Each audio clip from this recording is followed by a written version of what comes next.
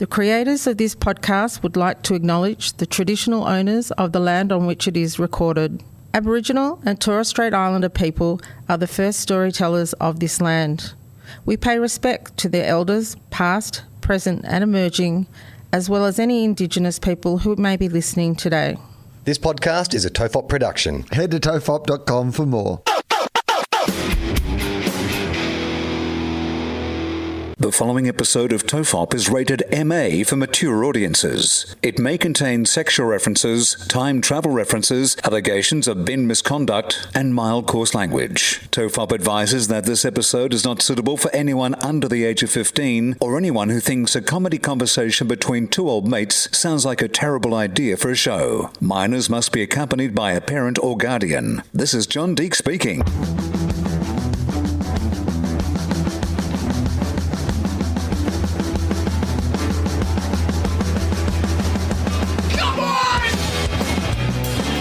Everyone relax. This is TOFOP. I'm Charlie Clausen. I'm Wil Anderson. Hello and thank you for watching. Will, welcome to episode 390. We did it. We should celebrate. Like the ABC, the Australian Broadcasting Corporation Commission. Does anybody know? Anyway, the ABC, the national broadcaster, the public broadcaster, is currently... Auntie, exactly. Celebrating 90 years. Big celebrations around the 90 years. I was involved personally in a few of the 90 years celebrations that the ABC were putting on.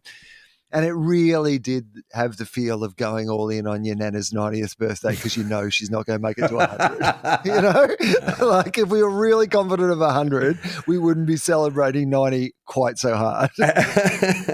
I wasn't invited. I was the first TV show I ever acted in was an ABC show, Head Start. It was a less successful spin-off from the very successful Heartbreak High, Ben Gannon production.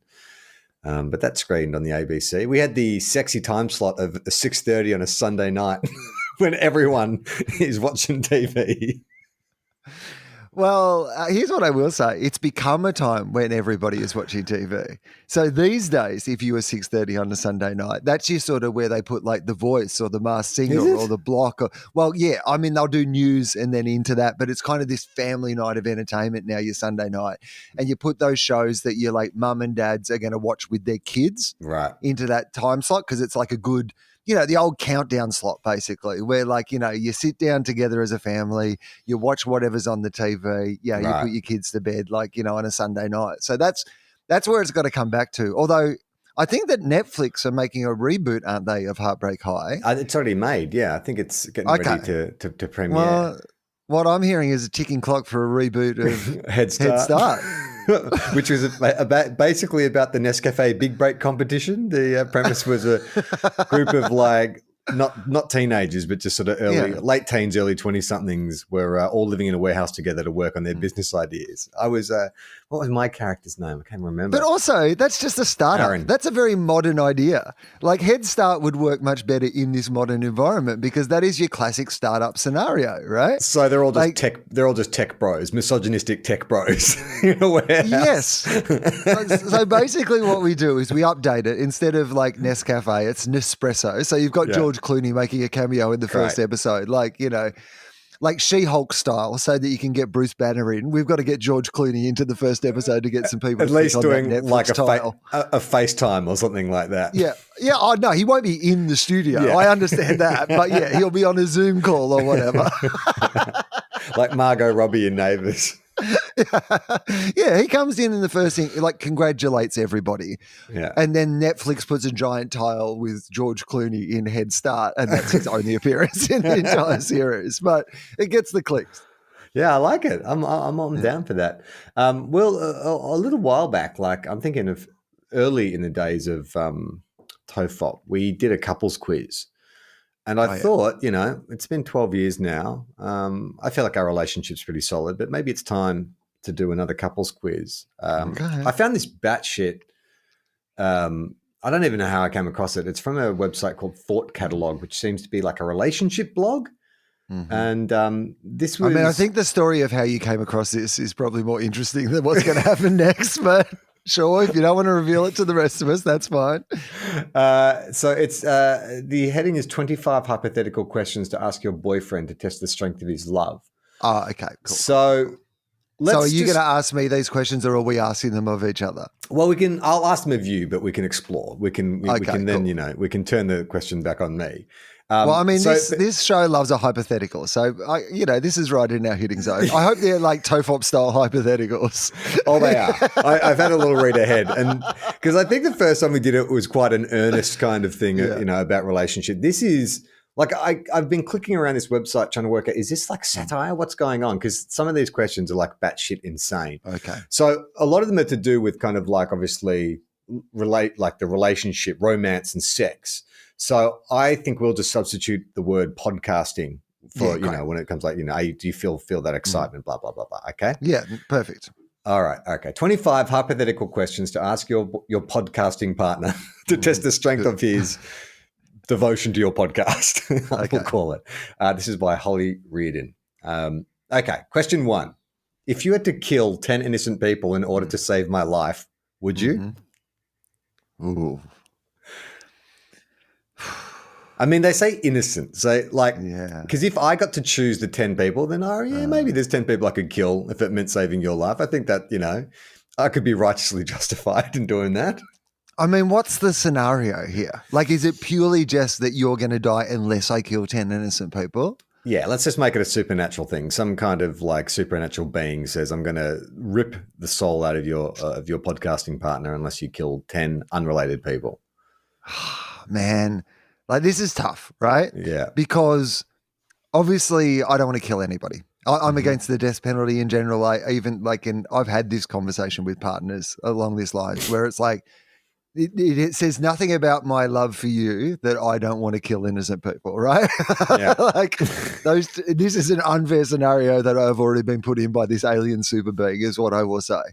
But I'll say if we are purely viewing this through the prism of the podcast, right? Yeah. So how much love do I have for you in this podcast? Then you've got to say that you would, because if I don't, then you're dead and the podcast is finished. So I don't care about the podcast, like by those rules. Yeah. And I mean, what is the biggest podcast in the world? Murder mysteries, Rogan. Right? Oh. True crime. So if I have literally, this is taking true crime to the next level where I am the person committing the true crime, right? So 10 people, that's 10 episodes for the first series. We explore each of the innocent people's lives that I've had to take in order to keep you alive. And then the podcast becomes this thing where the audience gets to judge whether it was worth it or not. Like by the end of the series, they're like, do you think it was worth it that he murdered? You've heard about these 10 innocent people and what a loss they were to the world. Do you think it was worth it that he did it? And his 390 episodes of the other show they're doing beforehand. We think you'll get that's how we go up to 400. The last 10 are a true crime podcast where I've murdered 10 people. I mean, we always have an arc. All right, question 2. If your favorite, I'm adapting this, if your favorite celebrity said that they wanted to podcast with you, would you dump me for them? So The Rock, let's say The Rock. Yeah. The Rock says, hey, Will, I want to do a podcast with you. Be about anything. We can talk about the Western Bulldogs. We can talk about Survivor. But the one caveat is you can't do TOFOP anymore. No more podcasts with Charlie. Would you do it? I mean, who's Charlie? I mean, it's tempting, right? Before we even jumped on to record today, I was on The Rock's Instagram. I've just been going through his last few posts because I don't know if you know this, Will, but the hierarchy of power in the DC universe is about to change. Yep. It is about to change. So Black Adam, they're prepping, and it's such an interesting. I just find him fascinating, obviously. But so most celebrities post, stills from their movies and like promotional material and stuff. He's posting stills and videos, not of promotional material, but the meetings behind the creation of the promotional material. Like his last 4 posts have been videos and photos of him in the Warner Brothers marketing meeting, where it's like him sitting, like it looks bizarre. He's so enormous. He's sitting like at the end of a boardroom table in like this polo shirt that barely fits, just like towering over all these like executives who are sitting on his board table with all the Black Adam merch there, and on all the screens surrounding the boardroom table are all the different kind of marketing points that they're going to make and billboards and shit like that. And then there's a really long description underneath where he describes their attitude towards marketing, that, you know, they're not going to try and break it down into specific countries. They want to do a global campaign so everyone feels included. And I'm like, it's bizarre that this is what he's marketing. He's not. Most entertainers don't want you to see behind the curtain. They don't want you to see how the sausage is made. He's like, hey, come in. We'll show you how we're going to sell you this ultra commercial product. Like, this is how, I mean, it's almost cynical in a way, right? They say this is how we're going to get your money from you. Well, look, one thing I've learned from doing 15 years of Gruen is that explaining how advertisers trick you into buying stuff does not stop people from buying stuff, you know? And I think that, there's actually, is it cynical? It's honest. He's at least showing you how it all works in a way that all these other people who are doing the exact same thing aren't. But I also think this is one of the rare occasions where, like, I know that like actors have played obscure superheroes before, but if we're talking about the idea that the entire hierarchy of the DC universe is about to change, right? But The Rock is a bigger character, a bigger recognized piece of IP than Black Adam is, right? Yeah. This is one of the rare occasions that, you know, so if someone plays Superman, if someone plays Batman, no matter how famous that actor is, like Ben Affleck is a very famous actor, but he is not more famous than the character of Batman. Like, normally the character is still bigger than them. You have to get down to the more obscure superheroes, which I guess Black Adam is. Yeah. But in this situation, Charlie, I don't know if you've heard, I believe in a hierarchical structure in the DC universe. Black Adam's going to be ahead of Superman and Batman. It's all about to change. But at the moment, they have to transition The Rock's global worldwide brand appeal into Black Adam's appeal. Yeah. I mean, it's amazing in these photos and videos, like the way he, like whoever his marketing team is or his publicity team, the way he's got his energy drink brand always like conspicuously placed in the frame. There's a shot at the end of the meeting where they're all toasting with his tequila brand. Like, always be selling. Like, that's The Rock. The abs. Always be selling. Yeah, it's not can you smell what The Rock is cooking. It's like, can you sell what The Rock is cooking? Because he's been cooking up a whole bunch of things and he needs you to sell them. I get a feeling looking at all that shit that this, I don't think it's going to bomb necessarily as in, you know, it's not going to make any money, but I do not think this is going to work. I was just looking at everything about it. And it's like, there's no magic to this. Like, there's no kind of excitement or because I understand what he's doing. Like, it's in the same way people, like if you do a podcast ad and you know, say, oh, here's the ad, and we read it and you joke around, people are like, okay, well, that's advertising I can get into because you're being transparent and honest. And that's, like you said, you know, he's being honest and you feel like you're being welcomed into his world. But I think it's missing the allure of why people go to the movies, you know, like I want to be taken to another place, not go, oh, there's The Rock. I guess the hierarchy of power in the DC universe has changed. But I think that's not correct. Really? Because The Rock is pretty much The Rock in every movie that he makes, and he is also the highest grossing actor in the world consistently. So just based on that alone, I just don't think that what you're saying can be true. Like if people are willing to like pay millions and billions of dollars to go and watch The Rock run around a jungle again, I think they're going to do the same thing for this movie. I believe, Charlie, the hierarchical structure of the DC universe is about to change. All right, question 3. If I was abducted by aliens, how long would you wait for me to come back before you started podcasting again? And I get, let's say you know it was aliens, like you were there when it happened. So it's not like I've just gone missing. You saw me get like a craft appear over the road and a light come down and I got sucked up into it and the craft took off. What's the question? How long? How long would you wait before you started podcasting again? Like as long as it takes me to get to some equipment. How far away am I from my podcasting equipment? Because that is how long it would take me to be like, come on. Are you serious? How many HamoFops could you get out of that? I mean, I'd be recording them in the car on the way home. Like, of course. What about you? If I get taken by aliens, we're in the part of the world where, towards Lismore, apparently, there is like a plane that was famous for like, you know, people seeing mysterious lights. And is that right? It was speculated that, it was like an area for aliens and alien abduction. So let's say the two of us Yeah. are driving in towards Lismore. We stop for like, I need to go to the bathroom. Like there's a like empty road. I just go out to have a wee, and then suddenly alien spaceship comes down, sucks me up into the spaceship, fucks off. How long do you wait before you start podcasting? Probably at least until I got home. Yeah. I think I'd start recording straight into my iPhone. But say we were going to Lismore for errands, would you go and do the rest of the errands, or would you just go home and start podcasting about the fact that I've just been sucked into an alien spaceship? I'd complete the errand first, I think, because I've come all that way. Like, it's quite a drive from where I live, and it's like it feels like it's a wasted trip if I don't at least to drop off that whatever I was doing. But yeah, I think I'd come back, but then I'd have to find someone to. I think the hardest choice is, who do I tell about this? Because it's sort of like you need someone who's going to be able to like roll with you on this, and not, and so who'd the first person I would.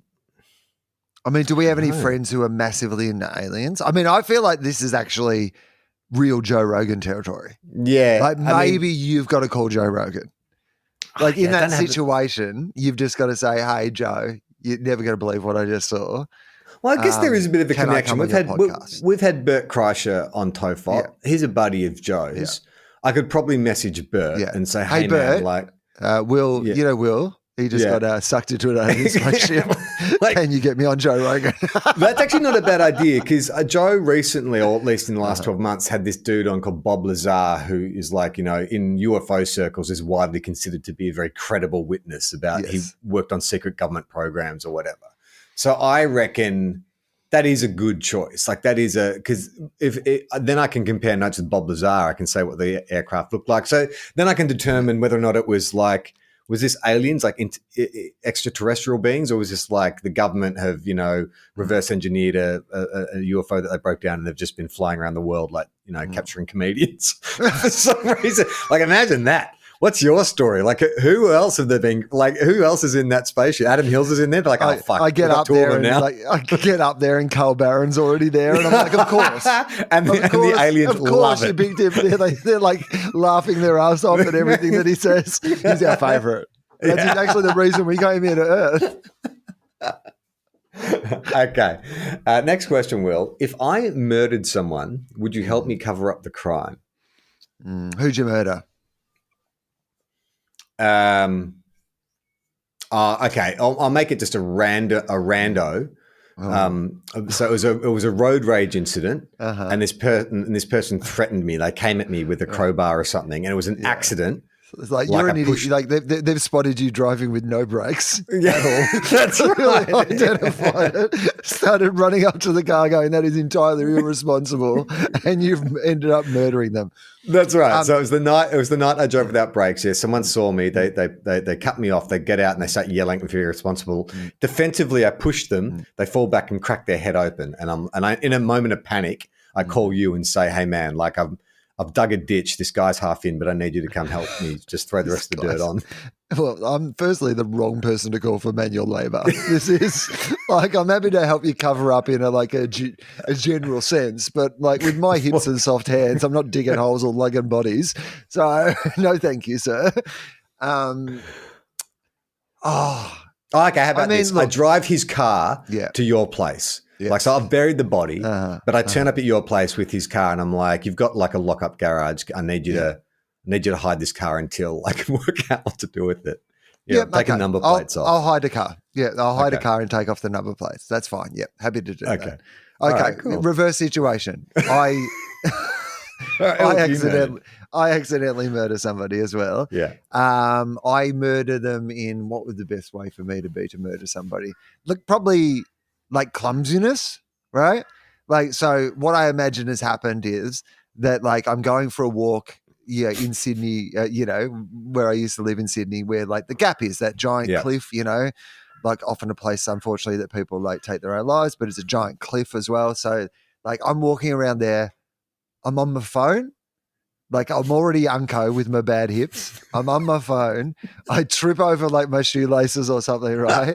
And I like fall into the back of an elderly tourist and comically kind of push them over Yeah, over Mr. the Bean edge. style. Mr. Yeah. Bean. I murder somebody Mr. Bean style. And then I get inside my tiny car and I drive to your house. I murdered someone. I think they're dead. All right. So how am I helping you cover it up though? What are you asking me to do? I was saying, you've got to get rid of this tiny car. It is very identifiable. Okay. All right. Yeah, I could do that. I think if you asked me to drive it, dump it and set it on fire, I would do that. I often actually have that thought living out in the country now, and you just drive through so many kind of like empty paddocks and remote little, wooded areas. I'm often thinking this is a good place to like dump a body. It's just mate, like I look to my left, right, or behind me. I could dump bodies and no one would ever work it out. And that's the one line I'm going to take out of context in your upcoming trial. Okay. Next question. Would you dump me, stop podcasting me for $10 million? Yeah, but I cut 10 you million, off. no questions asked. Absolutely. Yeah, absolutely. But I'd cut you off. Yeah, a chunk. Yeah. I want a chunk. How much? A good chunk. A good chunk. We talking 50%? To stop podcasting? Look, I'm going to say 30%. All right. Yeah, I'll take that. 3 million. And it's funny in this question, it's like, would you dump me for 10 million? And then immediately jumps to 20 million, assuming that the partner has already. No. Sorry, I didn't realize 20 million was on the table. No, that's what I was going to say. No to 10 million. Sorry, I went early. I didn't even push back. Would I dump you for 10 million? I think it'd be the same. Yeah. I mean, I would feel bad though. I'd probably cut you in for 50%. Like if it was literally about, hey, guys, man. No. You gotta. They've offered you the money. Yeah, to sabotage this thing. Yeah. Like if they say, here's like, we want to give you an amount of money to stop, you've just got to scrub the internet of any traces of TOFOP. And I was like, I'd be like, well, it's always been a joint thing with you and I. Everything else we've done 50-50. Fair enough. That's right. It's if it's to just destroy the entire podcast. The podcast, like Russell Crowe decides, fuck this shit. Yeah. I am so sick of like when I type in TOFO, it doesn't come up as my band. It comes up as this stupid podcast. And like, I'm Russell Crowe. I've got $10 million. I can make this happen today. I bet I can buy these guys off. If Russell Crowe comes to me and says, $10 million, you have to erase every bit of TOFOP from the internet. Yes. Yeah. Okay. We cut off a chunk. So here's what I would say then. I'd go with 9 million. Like here's my 9 million. And like, so we have 4.5 million each. And then the remaining million, we divide equally amongst those who've contributed to the podcast in other ways. So like everybody gets like a, nice chunk. Wet their beaks a little. You know what I'm talking about? Everyone gets a couple $100,000, like it's a little taste. It's good. Yeah. Oh man, how many people do you think? Like, how many? Like, would Elias from Norway, would he hit us up and say, "Hang on, I gave you like 4 episodes worth of content. That's worth." We get an invoice $40,000. from Jay from 5. It's the first time he's spoken in public for years. He just sends us an invoice. I am okay. Here's an invoice. If I had a medical problem that made it impossible for me to podcast, would you still want to podcast with me? Well, I mean, if it's I would still want to. Yeah. I would so just say like I had a like throat cancer or something like that, and could only talk with a voice box, or I could only do type. What is it? Type to voice? Voice. Yeah. Okay. Okay. Yep. Would you still podcast with me? Yeah, I would. So if I was doing that Stephen Hawking thing of like, ha, ha, ha, you won't believe what happened to Jay from 5. No one knows where he is. Yes, I would. I would be fine with that. Yes. Yeah, I think I'd be okay with that. I mean, I think the show has to evolve, right? We can't just, we feel like we have evolved at least tonally from where we started. So I think it just brings in a different element. I wonder if, though, to even it out, you should also do like the text to voice thing. So we're like it's not like one person talking and one person Stephen Hawking. We're both Stephen Hawking. Yeah, Talking and Hawking, which is the name of the podcast. That's what we changed it to. No, I think that's patronizing. Okay. That's like me, like, doing it with someone in a wheelchair and also sitting in a wheelchair. It feels like on the nose to me, right? Like, yeah, right. I understand the idea of like sitting down also, like, you know, being respectful of someone who's in a wheelchair. But I don't think that if you rocked up in a wheelchair to interview them, they'd be like, oh, that's really nice of him. Look at that. He's really considerate. I feel like they would feel like that's poor form. Pandering. So, yeah, exactly. So I would be happy to adapt to your new circumstances. If there was a zombie apocalypse, would you keep me around, even if it meant it would lower your own chances of survival? Well, firstly, it would not lower my own chances of survival. So this is probably a good question to ask you rather than the other way around. Well, I guess, I mean, so obviously it's the physical question. Let's just say you actually get like more severely injured, broken leg or something. Zombie apocalypse, there's no hospitals, no doctors. Yeah. You're immobilized. Mm-hmm. Yeah, I don't think I could leave you. Like, I would try and work out. I mean, to be honest, it's not like I'm a fucking survivalist who would thrive on my own anyway. Like, let's be honest. I'm probably going to die shortly after you die, even with your broken leg. It's not like on my own I'm suddenly going to fucking flourish. So I reckon I would say let's just get a bunch of stuff we like. Let's just get all food we like. If there's electricity still, let's just like hook up a TV and we'll just enjoy the last few moments. It's going to happen. Let's not fucking draw this out. Like, I'm not going to make you feel guilty. You know, I'm not going to delude myself into thinking I'm going to thrive somehow on my own. So let's just make the most. We'll just put on the 2016 grand final, you know, put on some 5 highlights on YouTube, get a bunch of like donuts from Safeway and stuff like that. I think we just make the most of it. We just chill. We just do this until we die. I like this world that we're in where there's a zombie apocalypse, but they're still making donuts in Safeway. Apparently we can go and get some of. But I agree. But I also think best tactic in a zombie apocalypse, like, is still, like, particularly because we're in the country, is if we could find somewhere to hide. Like, I'm not running away from zombies. I'm just going to spend as much time as I can possibly doing fortifying where I am to stop the zombies from getting in. But then I'm just staying where I am. I'm not going to be running around all over the place. That's when you're going to get killed by zombies. Well, I remember reading like a zombie book years ago where the dude, he barricaded himself in at an airport in like what do you call it? Like a watchtower? What do you call the airport? The control tower. Yeah. Because the idea being that he had 360-degree view around him. There was fences all around. And so he just would go out to get stuff and then stay in the tower. And that way, you know, he could see if there was any trouble coming, if the zombies, you know, were getting near the fence. And I'm like, that's a good idea because you want a clean plane, like you want clear sight so you can see how far away. You want a bit of distance to give you some time to get away. So maybe we'll go to Ballina Airport. Take over the control tower. Is there a control tower, Ballina? I don't think there is. There's a shed. There's a shed. I know that. But what about though? I think like here at the house, like I was thinking about this the other night. Too many bloody trees for zombies to hide in. We're amongst all your dead bodies. Yeah, the dead bodies you've hidden, they'll come back to life. But there's a lot of space all around, so you see them coming. And there's also like a roof. Because like it's got a roof that you can climb into the roof. You know, like there was some. Okay. The reason I know this is that like a animal died up in the roof recently, and somebody had to go and, you know, get it out. And but there's a crawl space there, like it's a hiding space. So I think that like you could literally, because the zombies aren't going to find you in the roof, are they? Like if you crawled up into the roof and just like hid, like when the zombies were coming. Like Anne Frank. Yeah. Plus, I have security cameras, like, you know, all around the house. So what I'd immediately do if the zombie apocalypse is like, you'd put those security cameras so they all face outwards so that like from inside, you've got like a 360-degree view of anywhere the zombies could come from. It's on higher ground. So if you had any sort of weapon, you get all the weapons you could possibly get up as high as you could possibly, like onto the roof in somehow, so that like once the zombies like came, you'd be able to like fight them off from every direction. And then you just climb up into the roof and hide. I just don't feel like you're close enough to like supplies. I mean, but that's also hopefully why the zombies, like it's going to be tough for the zombies to get up the hill. Yeah, I guess. It's inaccessible. It's a long walk. Like why are the zombies going to all the effort to come out to my joint? Like it's hard to get here. Yeah, it's a good point. I mean, the way zombie films work, though, isn't like one gets a sniff and then let the rest of them come. So as soon as you get one, but where are they sniffing me?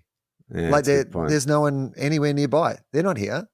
Like it's going to take them so long to get out to where I am. Like, you know, but just, you know, it's more economical if you're a zombie to be like hitting cities and towns, surely, right? Well, you go there. I'm going to go to Ballina Airport. Okay.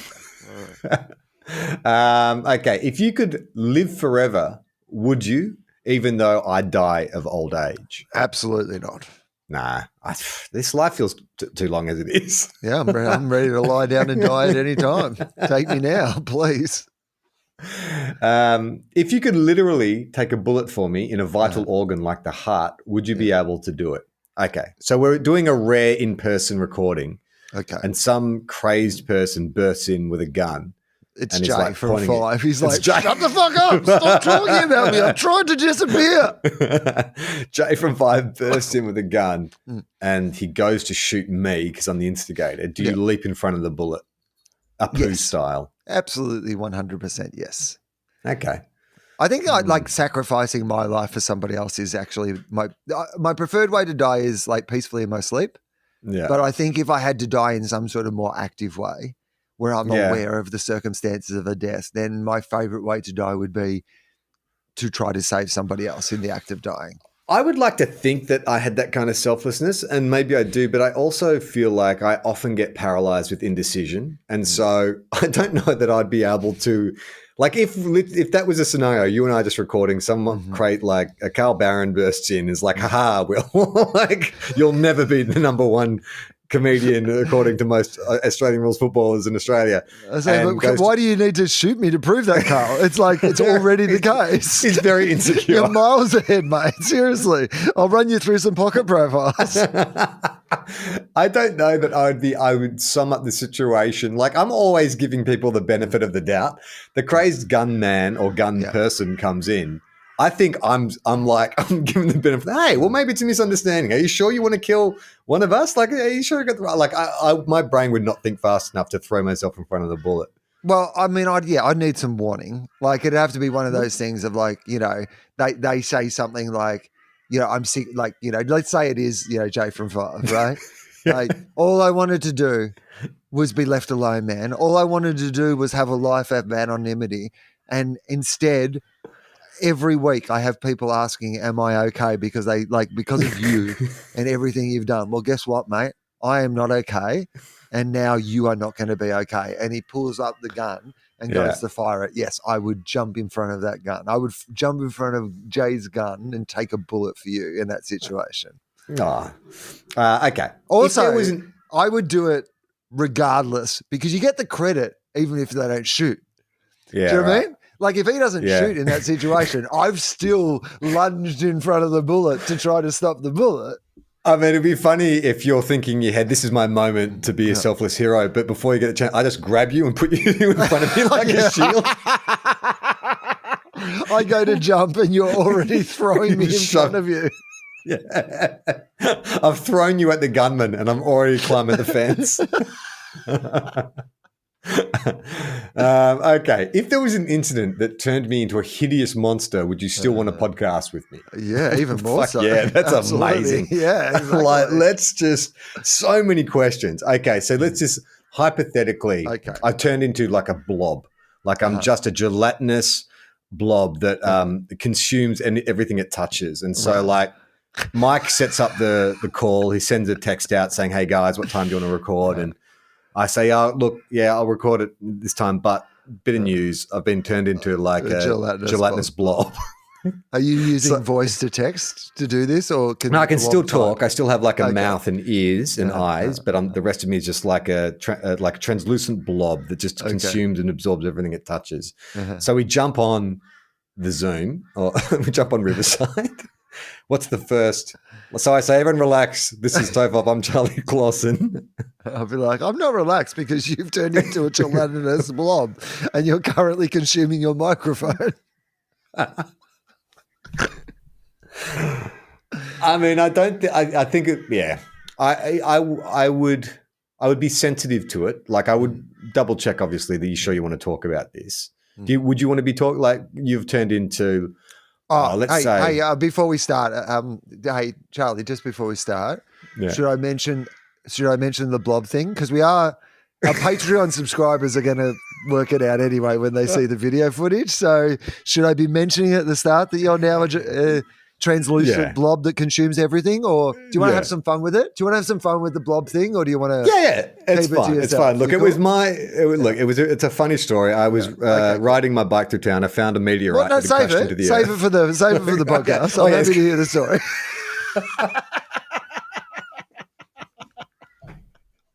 Let's not waste the gold. Okay. If a genie granted you one wish, would you Yes. use it on me? Oh,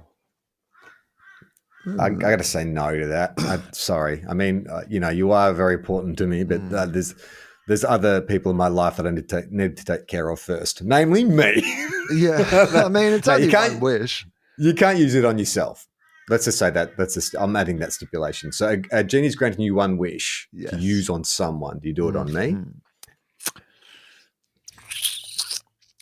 Let's I mean, it'd be take hard for me to explain to my wife and child why I haven't secured their futures. Well, you just wouldn't. You just have to not tell them. You'd have to keep it secret. Unless the wish I granted to you, like, enabled you to, like, if I just said, Will is immensely wealthy for the rest of his life. Yeah. And then I say, hey, man, now can you cut my family slice? Like, create a university fund for Iona or something like that. I mean, that could have a knock-on benefit. Yeah, but do you reckon the genie hasn't thought of that? Like, this is the thing about the genies. The genies, like, being a genie for, thousands of years, I imagine. So there's right? fine print. So the genie knows, like, all the workarounds. There'd be this, like, okay, I'm going to wish for Will to be immensely wealthy. He can't give any of that wealth to you or your family. That's going to be the problem, right? Right. Okay. So there's no sharing of the benefits of the wish cannot be shared with a third party. I mean, I guess we're doing this from a podcast-related focus, right? So could you wish something for me that is also beneficial for you in the sense of the podcast? So, for example, like, you probably couldn't wish for TOFOP to be the biggest podcast in the world because, like, you directly benefit from that, right? Whereas, like, maybe you could wish for Willosophy to be the biggest podcast in the world, where you still benefit because it's like a TOFOP production, right? But it's like, maybe that's enough steps behind that you you're still getting Could like fool the genie. yeah. It's like we've basically set up a shell company. It's like a shell wish. It's like, the genie's lawyers call us the next day and say, look, guys, we've been looking at these. Willosophy is a TOFOP production, so theoretically, like, some Even of the the profits from that Patreon will money go goes into. straight to. We've been looking at this. It's all the same thing. We're going to reject the wish. Will's like, no, I finally got the rock on Willosophy. You can't. Okay. If you found out that I was secretly a robot that had become sentient and had my own thoughts and feelings, would you continue podcasting with me? So this feels like the most likely scenario so far. Yeah. It's Of like a everything that Westworld we've talked twist. about. This would not surprise me if at some stage this happens. My theory has always been that the way that AI will integrate itself as being indistinguishable from human beings is by using podcasting. Because obviously what it needs is personalities and information, and nowhere else do you have a greater resource for people's personalities and information and language and the way they communicate than podcasts. We're constantly uploading this stuff onto the internet. So I imagine that like some of the earliest AI robots will be absolutely podcasters. They will be tested on podcasts. So would I continue to do the show? I mean, is this robot in this scenario better or worse than you at doing the show, do you think? Like, or indistinguishable? Well, from, it's indistinguishable. yeah. I think it's literally just like a Westworld twist. One day I just take off my faceplate and you see all the mechanics underneath. I don't think it would actually change anything for me. No, I'm not even sure I'd be surprised. No. I'd be like, yeah, that does make sense. I feel like that as well. I'm like, oh, yeah, it makes sense. So I don't know. Like, even in guess the sense that you as a, like, your body, and I mean this in the nicest possible way, there was a Charlie I knew before Fitness Charlie, and like now you kind of look like a Westworld robot Charlie. So like I could even identify the point if it went back and it was like, it was actually around here that he uploaded his consciousness. That actually does make a lot of sense. You're right, though. Like, in terms of that's where AI is going to go. I've been watching like a lot of YouTubers now, like Twitch streamers and YouTubers, and I've sort of just become sort of like absorbed into this world of, obviously this is where like entertainment's going, and a lot of these big YouTubers and Twitch streamers and stuff, it's essentially just the show is sold off just their personality. It's literally just them sitting in a chair, reacting to videos, answering questions, and just sort of being themselves. It's really all about, personality. Like there is, if you fed like 100 hours of one of these streamers or YouTubers into an algorithm, I reckon you could come up with a fairly accurate, AI response mechanism to how they would respond to any given situation. So I reckon you're right. Maybe that's our retirement plan. Like, maybe we don't have to keep recording the show. We just we record enough of episodes that the algorithm can then take over. But then I guess, does the algorithm get confused because the show started off as a bit of a smodcast kind of knockoff, a lot of dirty jokes and stuff, and then we've morphed over time. So does the algorithm get confused by the parity between the two versions of the show? I mean, the audience certainly has, so I imagine the algorithm would. Okay. If I asked you, this is probably more relevant just to you. If I asked you to give up your dog or your cat for me because I was allergic to them, would you? Doesn't matter. We don't record in the same. We haven't recorded an episode of this thing. I mean, barely recorded an episode of this thing in the same place for years. So, I mean, it is harder. It would be. Here's what I would say. It would be tough of you to ask me to do that. Yeah. Considering that we're not in the same place. If you were just like, I found out I'm allergic to dogs, so you've got to give up your dog. I'm like, I barely ever see it. No, that's the rule. I actually think it is harder to end a relationship with an animal than a human. Like I think about when I was a dog owner and stuff like that shit. I often say to people, like when Junior died, like it was and I'm someone who's lost both parents. It was a level of pain that I was not prepared for. Like that connection you have to a pet and that relationship that you build around them, and because they can't respond, a lot of the stuff you've constructed in your own head. Like, I think that's why so many films, it's such a powerful pull when like John Wick has his dog murdered. It's like everyone understands there is a connection with an animal that can in some ways be stronger than a connection to a human. So I don't know. No, I agree. It would be unfair to ask in a podcasting situation, seeing there are many ways you can work around that. I mean, does it make you wonder what kind of relationships this Holly Reardon has been in when this is like a framework for testing out a relationship? It's just a lot. Like most of these are things you could hopefully find a workaround for. They're very they require these very sort of binary responses, which is more like, well, if I committed a crime, would you cover it up for me? I'd be like, well, actually, if you committed a crime, I would go with you to find a lawyer. I would sit next to you every day in court. I would that's not what I asked. Legal, right? It's like, I think that's actually a much healthier relationship than the one that you're proposing, Holly. It's like, but it's also, there's an element like Jordan Peele wrote these questions. It's like if aliens, if zombies, if this happened, it's like, why the fucking supernatural twist? I don't understand. Like, do you want a true, accurate reading of our relationship, or is this like, if I asked you a series of hypothetical questions about our relationship, would you stay in this relationship? I'm not sure, Holly, if I would actually. Okay, on the sci-fi angle, if you had a time machine, which moment of our relationship would you like to go back and relive? There was that one summer we went on holiday together to Byron Bay. Mm-hmm. Do you remember the one? We had the house on the beach. I do remember. That was a fun weekend. That was a fun weekend. That's a good point. But that was not non-podcast related, right? Oh, it was essentially we did a podcast with that microphone. A 24-hour podcast without microphones.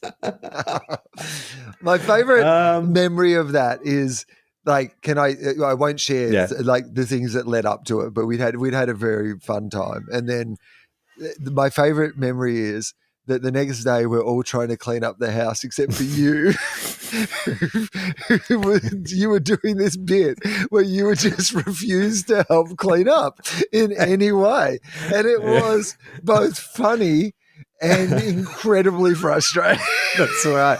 You, Gemma, and Amy are all cleaning the house, scrubbing, trying to get it ready for the next tenants, and I'm just sitting on the couch. Refusing. like anytime you were asked to do something, you would just refuse to do it. And there was part of me that like had so much admiration for your I was like, this is amazing. I didn't even know you could do this. This is funny. But you just continued to do it. And I was like, I guess I've never seen you get so angry with me before. Like you were running around with like a dustpan and broom and just imploring me to get up and clean. Everyone's cleaning. Can you not see? We're all cleaning. I'm like, I know. I'm not going to. I don't understand how that can happen. Okay. If we were stuck on a deserted island together, would you give me the last of our food or would you secretly eat it yourself? Let's say it's good food. Like it's something, what's something that you love? You find like fresh croissants somehow. Like okay, yeah, sure. Fresh buttered croissants. You find like a dozen of them. Yeah. And we've been living on like, berries and nuts and, I've been eating fish and stuff like that. So it's been pretty scant. Okay. You come across this chest that's filled with somehow still fresh buttered croissants. Yeah. 6 of them. Yeah. No, I'd evenly distribute those with you. 3 and 3? Yeah, 3 and 3. I'd be happy with that. That's I reckon you would be so excited you'd eat 2 before you even had a chance to think about it. I'd say there were 4. I found 4. You never believe this. I found 4. Bullshit. You'd say there was 2. 4. If it was me, I would have said, Will, I found a croissant. You can have the corner. Secretly, I've eaten 5. No, I don't think so. I think if we've been living on whatever's on the island and then suddenly you find 6 delicious croissants, then no. This would be we'd be looking for ways to celebrate together. Like the idea of what it would mean for our friendship. It's like winning a challenge on Survivor, and you go to one of those meals that are like Wendy's has provided this delicious meal. That's what it would be like. No, I think also if we're on a deserted island and all we've been eating is nuts and berries and you've been eating fish, probably I've been eating fish at that point. If if it's all you would have broken your one code like Batman. Yeah, I'd be like, all right, well, I guess I got one rule, but fuck it. We're on a desert island, I suppose. I'm going to eat some fish. I also would be, I'd know how sick eating 6 croissants would make me. For a start, you're going to just be ill if you suddenly eat 6 croissants, when that's all you've been eating. There'd be a part of me that'd be worried that the croissant, where did these croissants come from? Are they poisoned? Let Charlie eat one first. Let Charlie eat one of these first. Okay. If your mother forced you to choose between having her in your life and having me in your life, would you choose me or her? Jesus, Holly. I think we're getting some real insight into Holly. That's... it's easy for you because you don't have to. But I don't think I would ask you to give up your mother if that was the situation, and I don't think that. I'd want to know what I'd done to force this ultimatum. What is it something said on the podcast, or is it something? She just really always hated Blue Heelers. She never liked that show. She said it was propaganda. Yeah, that's right. Yeah, she's a real all cops are bad person. Yeah, and so your mum's the head of Antifa, the Hayfield chapter of Antifa. Yeah, with Antifa they call it down there because it's all the Andersons. And she just Antifa. She just walks around. My initials are WA, but she actually wanted to have an N at the start because she fuck the police. That's what she's like. I'm not giving up my mum for you. I wouldn't expect that. Family's different. Yeah, family's different. This is a weird one. Again, I think we're getting more of an insight into Holly. If I decided that I never wanted to shave any part of my body ever again, would you still podcast with me? Yeah, I'm sure. Absolutely. That'd be amazing. Yeah. I mean, great for the Patreon subscribers. As we've discussed last week, but this is 2 weeks of having not shaved now. So I reckon if I said, look, well, I'm never going to shave again, over the course of a year, who's that gardener from the ABC? Costa. Yeah, I'd look like Costa. I'd easily look like Costa. I'd like It'd be worth it. Yeah. I think we should do it. And if I didn't shave for an entire year, I'd look pretty much like I look now. If you could stop my face and body from aging, would you, or would you rather watch me grow old with you? Oh. Why to separate my face and my body from aging? It's just a weird distinction, right? Wouldn't you just say if you could stop me from aging rather than stop my face and body? Or, I mean, if you could choose one or the other. So it's like my body gets old, but my face stays young. So I've got like this face on an old man's body or an old man's face on this body. What would be less weird for you? Not like Botox, like just legitimately through magic, this face, but I've got like an old man's body, like Rupert Murdoch's body, Mr. Burns. Well, I mean, you can cover up the body. It's harder to cover up the face. So I would say, yeah, keep your face, old man's body. It always looks weirder if it's like old man's face. Because sometimes you see someone who's got an old man's face and like a fit body. You get those Instagram ads, don't you, where it's like middle-aged and ripped. And it's like, fucking hell. It's someone a ZZ Top with a six-pack. I don't want to stop anyone from growing old. I think we all need to get old and die. Yeah, sooner rather than later, hopefully. Yes. If you developed superpowers and were sworn to keep them a secret to keep me safe, would you tell me anyway? So by keeping them secret, I'm keeping you safe. Yeah, that's right. Because otherwise, your enemies will, come looking for me or something like that. What do you think? What do you think my superpowers are, though? Power to control birds. Okay. All right. Great. Okay. Fantastic. Your secret desire to always control birds. Yeah, I could keep that secret for sure. Yeah, I don't think that'd be that hard. That doesn't directly. I mean, there are influence some the birds like podcast in at the all. background of this podcast, like all day today. There's some birds absolutely like going bananas in the background. There would have been a couple of times probably if my superpower was to control birds that I might have just gone, and the birds would have like stopped chirping in the background. And you'd be like, I just see them on. drop from the sky behind you. Like you just shut down their neural cortex. They just fall to the ground paralyzed until you're done podcasting. I think that human beings just is like we all keep secrets from each other, totally. not necessarily like, nefarious secrets, just like everyone keeps things to themselves. And certainly I don't think the idea of keeping secrets to protect somebody is like a valid concept. I think morally a valid concept, right? Like, definitely. Back to the murder. If I asked you to murder someone for me, would you go through it? There's been 3 questions in this quiz that have essentially been really Holly feels like trying to work out. Holly wants to murder somebody and she really had to just bury it in this other quiz. Just like, honestly. So I've asked you all of these. Now that we've done this, one of these is true. If I asked you to murder someone for me, would you do that? And by the way, have you met my cousin Neil? He's super annoying and he's really rich. No, I would not murder somebody for you. No, absolutely not. And I would not expect you to murder somebody for me. No, I don't think I could do it. I mean, if it was a case of like, hey, just press this button, like that Twilight Zone episode, just press this button, but what's the reason? If I just asked you to, it's got to be a good reason. Like, I'm sure there might be a reason where you're like, Charlie, you have to kill this person, but I'm not just going to do it because you asked me to. I mean, I can't, but what is even the scenario in which like I understand that, like, people can do terrible things. So like, I mean, obviously let's hope that none of these things are scenarios that anyone ever has to face, but say the classic one is that they hurt someone or killed someone that is very close to you, right? So in response, you need them to be, the revenge. Yeah. The criminal justice system hasn't taken care of it.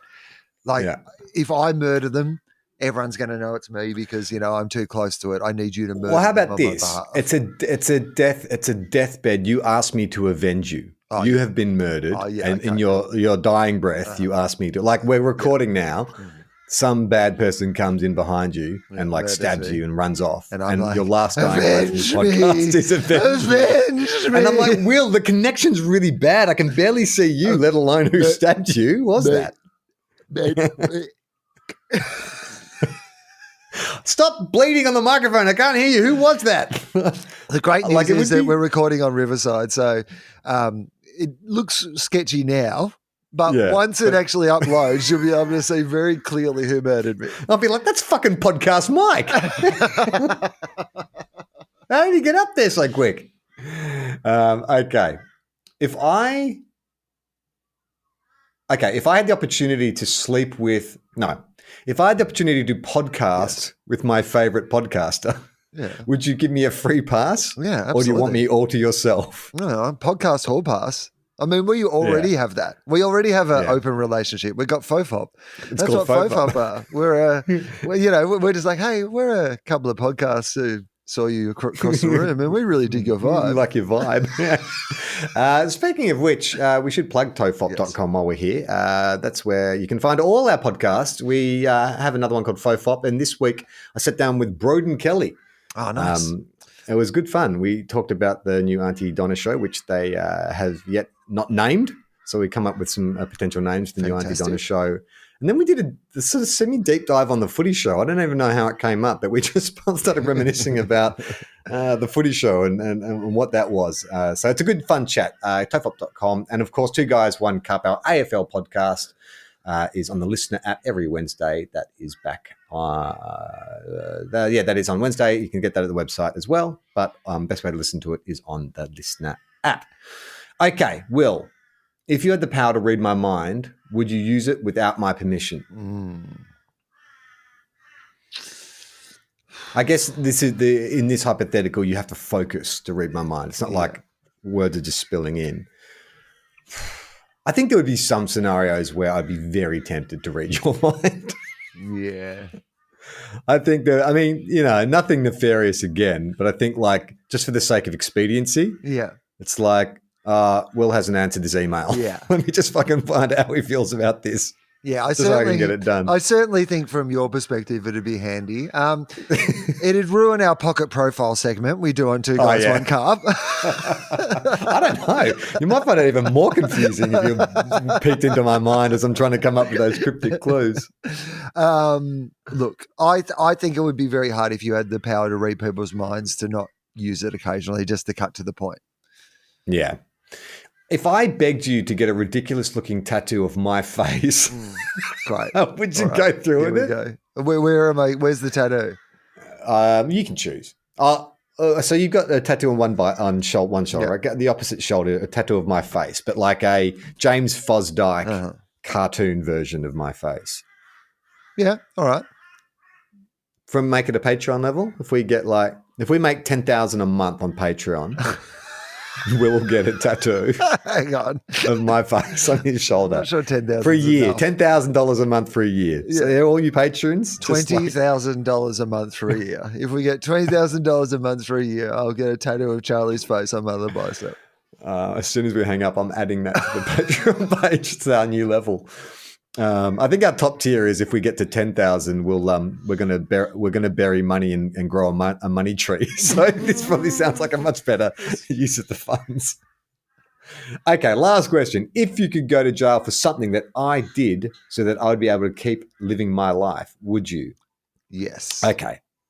So we get sued. TOFOP gets sued over something that was said, but it's kind of they can't work out who said it for some reason. Like it's just it's up for legal debate who has culpability, and the sentence is like 30 years life in prison. Yeah, and I'm like, Will, man, I can't not see Iona grow up. Yeah. Will you do 30 years in prison for me? Yeah, but it turns out, so like people who don't listen to our other podcasts might not understand this, but Two Guys, One Cup, an AFL adjacent podcast, have a listen. So there's a term on that called Richmondy. That we made popular, but that Jared Waitley only refers to as Will Anderson's Richmond. Right? So, that's crazy. So let's just say Richmondy becomes a slur. Yes. And it turns out, right, that like everyone's like, well, according to Jared Waitley, Will Anderson came up with this. So I'm about to so I'm going to prison. I know that if I actually say, well, it wasn't really me, it was like Charlie, I can actually point you to the episode. Like I got on board, don't get me wrong, but like Corson was definitely a big part of this. But like, I look at your life and I look at your family and I don't want Iona to grow up without a dad. Would I take the rap on your behalf? Yes. Yes, I would. Oh, and I would not expect you to do the opposite because you have a daughter to like raise. I don't. So I think that would be a.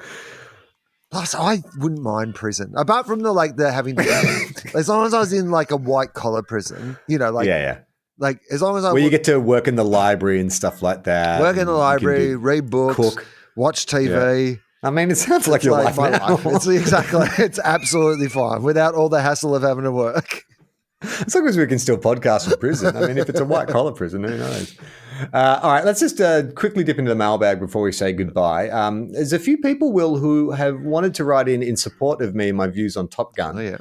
The first one is from Merrill. Says, I totally agree with everything you said about Top Gun. I was in year 12 when the OG came out. I saw it 4 times, and on a rewatch in recent years, I was delighted how homoerotic it is. It is. My husband and I went to see the reboot.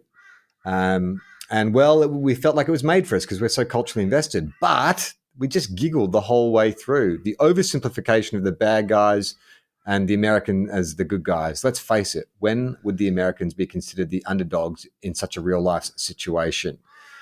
We thought Rooster being styled like Goose was condescendingly spoon-feeding the narrative to the audience. Also, just put it away, Tom. It's time. We both yelled, "Ew, old people," perhaps a little too loud when the impending sex scene was upon us. And we are 52 and 56 respectively. I love it. In short, we have emotionally, intellectually, and physically moved on from 1986, and we're a little weirded out that no one else in the movie has. Yes. Merrill, you totally get it. That's exactly, you said it better than I ever could. This is from Mark. Minor spoilers here. It's not like a huge spoiler, but, minor spoilers. So shut your ears if you don't want to hear it. Hi, guys. I completely agree with Charlie's Top Gun comments. I just need to get my frustration off my chest. The thing I could not get over is why there's a 40-year-old F-14, which is the same plane that Maverick flew in the original films, just hanging out in a hangar towards the end of the movie at the enemy base. It's fully serviced, fully plugged in, fueled up, and fully charged. Why? At a base with 5th-generation fighters, whatever that is. I thought everything else is fine. I can accept it, but I just couldn't accept that. Thanks so much for the show. It's helped me through some hard times, Mark. Is it the equivalent of somebody just working on an old car in the garage, though? It's like a weekender. They just get out there on the weekends and they, fuck around. Fly an old jet around. Yeah, exactly, yeah. Well, it's also one of those things, like, from a storytelling point of view, like, I guess was meant to be a big moment, like Max getting back into his V8 Interceptor. It's like, oh, Mav's in an F-14. It's like, I don't fucking know. I don't know the difference between an F-15 and F-14. Like, it's an aeroplane, right? I mean, I don't even know what year, like, were they a new plane in the 80s or are they an old plane in the 80s? I've got when no idea. When did jets get invented? I don't know or care. Okay, last bit of mail is from Alex. The subject is, think about it this way. Hi, Charlie. Try thinking about Top Gun Maverick this way and see if it makes you like the film more. Maverick dies at the start of the film. Mm-hmm. When he's doing his Mach 10 test and pushes the plane way too far, it explodes and he explodes along with it. The rest of the film is his death dream, the final moments of his life in which he reconciles all his wrongs. Great. Rooster is therefore not exactly like his dead dad. Rather, this is Maverick's imagination projecting these traits onto the envisaged Rooster. It also explains why Mav's idealistic girlfriend has just been sitting around waiting for him. I mean, there's no way that Jennifer Connelly is completely unattached, sailing her yacht in her $1 million house and driving a sports car in reality. That is a good point. A super hot, like, rich, successful woman is just like hanging around for some fucking stunted suck in the 80s. So you're suggesting they've spent $300 million on, and then I woke up and it was all a dream? Like, come on. Like, you've literally taken away any stakes from the entire movie. Other elements of the film start to fall in place when you take this line of thinking too, e.g. the fact that the enemy country is not identified and that Mav gets to make amends with Rooster and himself regarding the death of Goose. Yeah. Look, you know what? It actually makes, if that was the justification for why all these ridiculous coincidences occur, it does make sense because it's like an egomaniac like Maverick in his as his synapses are firing their last few kind of shots, he would reflect on his life where he is still cool and hip, and but that's, I mean, if they just that's cut but that's the final literally shot of Maverick, you could say that about any movie. Like, you know, this is like Weekend at Bernie's is the last fever dream of this guy, Bernie, who, like, you know, he died and, like, his last wish was to be dragged around to parties or whatever. Like, why would that? If your life flashed before your eyes, why would you fantasize about being a corpse? To go to parties. Having his nuts smashed into like stair rails and stuff. No one is thinking that in their last That's his final synapses, moments. man. His synapses are firing. You can't control the synapses. And you can't control your synapses listening to this show. Thank you very much for tuning in. And thank you again to all our Patreon supporters. I just stuck my head in. We've had more people sign up at the top tier, Great. so more posters to send out. It's all fantastic. And remember, if we get to $20,000 a month on our Patreon, Will is definitely going to get a tattoo. For a year. Will is going to get a tattoo of my face on his other shoulder. But I'm Charlie Clausen. I'm Will Anderson.